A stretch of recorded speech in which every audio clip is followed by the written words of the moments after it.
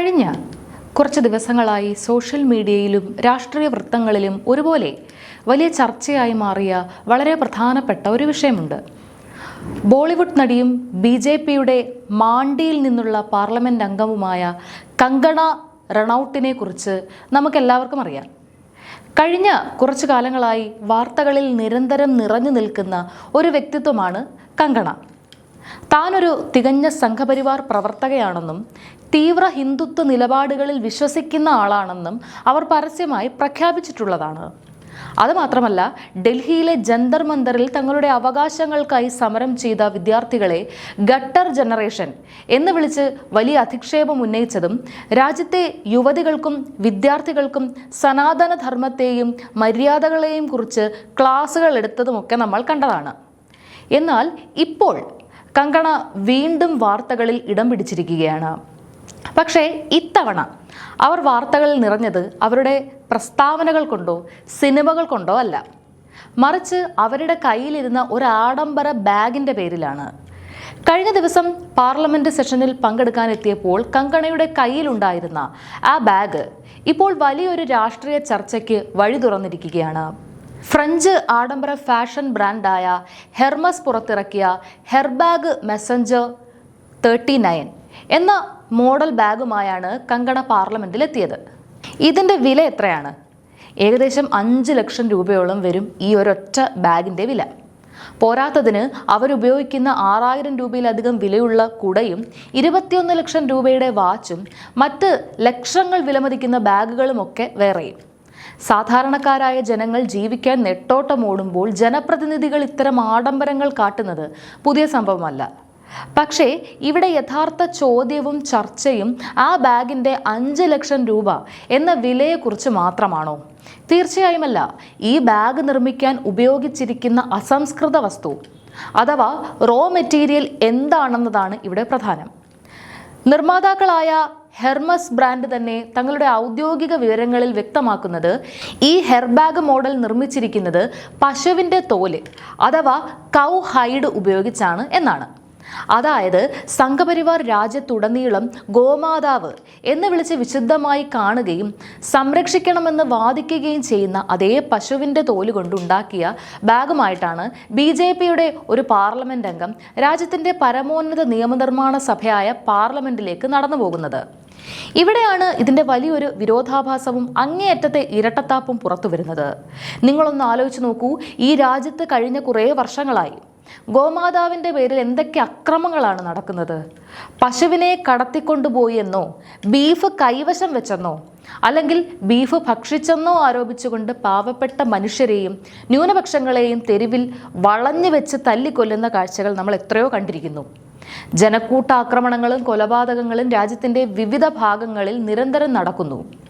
കഴിഞ്ഞ ദിവസം പോലും ഉത്തർപ്രദേശിൽ 3 സ്ത്രീകളെയാണ് അവരുടെ വീട്ടിൽ ബീഫ് പാചകം ചെയ്തു എന്ന ആരോപണത്തിൻ്റെ പേരിൽ അറസ്റ്റ് ചെയ്ത് ജയിലിലടച്ചത്. അതായത് സ്വന്തം വീട്ടിൽ ഭക്ഷണം ഉണ്ടാക്കി കഴിച്ചതിൻ്റെ പേരിൽ പാവപ്പെട്ട സാധാരണക്കാർ ജയിലിൽ അടയ്ക്കപ്പെടുകയോ തല്ലിക്കൊല്ലപ്പെടുകയോ ചെയ്യുന്ന ഒരു രാജ്യത്ത് അതേ ഭരണകക്ഷികളുടെ MP ഗോമാതാവിൻ്റെ തോലുകൊണ്ടുണ്ടാക്കിയ 5 ലക്ഷം രൂപയുടെ ആഡംബര ബാഗും തൂക്കി പാർലമെന്റിൽ നടന്നു പോകുന്നു. എത്ര വലിയ തമാശയും വിരോധാഭാസവുമാണിത്. കങ്കണയുടെ കാര്യത്തിൽ മാത്രമല്ല ഇത് കാണാൻ സാധിക്കുന്നത്. കഴിഞ്ഞ ദിവസം മറ്റൊരു BJP MP ആയ അനുരാഗ് ഠാക്കൂർ പാർലമെന്റിൽ അണിഞ്ഞു വന്ന ലൂയി വിട്ടോൺ ബെൽറ്റും വലിയ രീതിയിൽ സോഷ്യൽ മീഡിയയിൽ ചർച്ചയായിരുന്നു. ആ ബെൽറ്റും പശുവിൻ്റെ തോലുപയോഗിച്ച് നിർമ്മിച്ചതായിരുന്നു. അപ്പോൾ ഇവരുടെയൊക്കെ വാക്കും പ്രവൃത്തിയും തമ്മിൽ എന്തെങ്കിലും ബന്ധമുണ്ടോ? ഒരു വശത്ത് സാധാരണക്കാരെ പ്രകോപിപ്പിച്ച് തെരുവിലിറക്കാനും പശുവിൻ്റെ പേരിൽ വർഗീയ വിഭജനം ഉണ്ടാക്കാനും രാജ്യത്ത് കലാപങ്ങൾ അയച്ചുവിട്ട് രാഷ്ട്രീയം കളിക്കാനും ഗോമാതാവിനെ ഉപയോഗിക്കുന്നു. മറുശ്രേണിയിൽ തങ്ങളുടെ സ്വന്തം ആഡംബരത്തിന് അതേ പശുവിൻ്റെ തോലുകൊണ്ടുണ്ടാക്കിയ ഉൽപ്പന്നങ്ങൾ വാങ്ങി ഉപയോഗിക്കുകയും ചെയ്യുന്നു. ഇനി മറ്റൊരു പ്രധാനപ്പെട്ട കാര്യം കൂടി നമ്മൾ കാണാതെ പോകരുത്. ഇന്ത്യ ഇന്ന് ലോകത്ത് ബീഫ് കയറ്റുമതി ചെയ്യുന്നതിൽ 1-മോ 2-മോ നിൽക്കുന്ന രാജ്യമാണ്. രാജ്യത്തെ മുൻനിര കോർപ്പറേറ്റ് ബീഫ് കയറ്റുമതി കമ്പനികളിൽ നിന്നും വലിയ അറവുശാലകളിൽ നിന്നും കോടിക്കണക്കിന് രൂപയാണ് ഭരണകക്ഷിയായ BJP സംഭാവനയായും ഇലക്ട്രൽ ബോണ്ടുകൾ വഴിയും സ്വീകരിച്ചിട്ടുള്ളത്. റെക്കോർഡുകൾ പരിശോധിച്ചാൽ അതാർക്കും മനസ്സിലാക്കാവുന്ന കാര്യമാണ്. ചുരുക്കത്തിൽ തങ്ങൾക്ക് അധികാരവും വോട്ടും നേടാൻ ഗോമാതാവിനെ രാഷ്ട്രീയ ആയുധമാക്കുകയും ആ ഗോമാതാവിനെ അറുത്ത് വിദേശത്തേക്ക് കയറ്റി അയക്കുന്ന വലിയ കമ്പനികളിൽ നിന്ന് ലാഭവിഹിതം പറ്റി ജീവിക്കുകയും ചെയ്യുന്ന ഒരു വ്യവസ്ഥിതിയാണ് ഇതെന്ന് വളരെ വ്യക്തമാണ്. ഇപ്പോൾ സോഷ്യൽ മീഡിയയിൽ ഈ വിഷയത്തെക്കുറിച്ച് വലിയ പ്രതിഷേധങ്ങളും ചർച്ചകളും നടക്കുമ്പോൾ സംഘപരിവാർ ന്യായീകരണ തൊഴിലാളികൾ ഉന്നയിക്കുന്ന വാദം എന്താണ്? അവർ സ്വന്തമായി അധ്വാനിച്ചുണ്ടാക്കിയ പണം കൊണ്ടല്ലേ ബാഗ് വാങ്ങുന്നത്? അതുപയോഗിക്കാൻ അവർക്ക് അവകാശമില്ലേ? നിങ്ങൾക്ക് എന്താണ് ഇതിൽ ഇത്ര വിഷമം എന്നാണ് അവരുടെ ചോദ്യം. അതെ, ശരിയാണ്, അവരവരുടെ പണം കൊണ്ട് അവർക്ക് ഇഷ്ടമുള്ള ബാഗോ ഡ്രസ്സോ വാങ്ങാം, അതിലാർക്കും എതിർപ്പില്ല. പക്ഷേ കങ്കണ റണൌട്ടിനെ പോലെയുള്ളവർ പൊതുവേദികളിലും സിനിമകളിലും രാജ്യത്തെ പെൺകുട്ടികൾക്കും വിദ്യാർത്ഥികൾക്കും കൾച്ചറിനെയും സംസ്കാരത്തെയും സനാതനധർമ്മത്തെയും കുറിച്ച് ഉപദേശങ്ങൾ നൽകുമ്പോൾ അവർ സ്വയം പാലിക്കാത്ത ഈ മൊറാലിറ്റിയും ഇരട്ടത്താപ്പും സമൂഹം വിചാരണ ചെയ്യുക തന്നെ ചെയ്യും. കാരണം പശുവിൻ്റെ തോലെന്ന് പറയുന്നത് പെട്ടെന്നൊരു ദിവസം ആകാശത്ത് നിന്ന് വീഴുന്ന ഒന്നല്ലല്ലോ. അത് ഒരു പശുവിനെ അറുത്ത് അതിൻ്റെ മാംസം മാറ്റി അവശേഷിക്കുന്ന തോല് കൃത്യമായി പ്രോസസ്സ് ചെയ്ത് പദപ്പെടുത്തിയ ശേഷമാണ് ഇത്തരത്തിലുള്ള ഫാഷൻ ബാഗുകളാക്കി മാറ്റുന്നത്.